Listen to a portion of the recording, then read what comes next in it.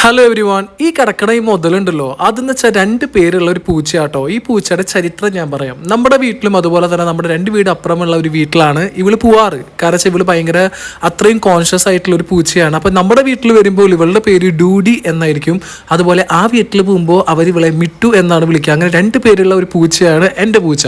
അപ്പോൾ കൂടുതലും നമ്മുടെ വീട്ടിലാണ് ഇത് ഇവിടെ ഉണ്ടാവുക. ഇപ്പോൾ അവൾ ഗർഭിണിയാണ്. നിങ്ങൾക്ക് സൂക്ഷിച്ച് നോക്കി കാണാൻ പറ്റും. അവളുടെ വയറ്റിലത്തെ കുട്ടികൾ ഇങ്ങനെ ചെറുതായിട്ട് അനങ്ങണത് കാണാം. കണ്ടവരുണ്ടെങ്കിൽ ജസ്റ്റ് ഒന്ന് കമൻറ്റ് ചെയ്യട്ടാ. അതുപോലെ തന്നെ ഞങ്ങൾ വെയിറ്റിംഗ് ആണ് കുട്ടികളെ കാണാൻ. പക്ഷേ ഇവള് വെയിറ്റിംഗ് ആവണത് ബിഗ് ബോസ് സീസൺ 6 കാണാനാണ്. ഇവളിങ്ങനെ വെയിറ്റ് ചെയ്തിരിക്കുകയാണ് രാത്രി 9:30 ആവാൻ.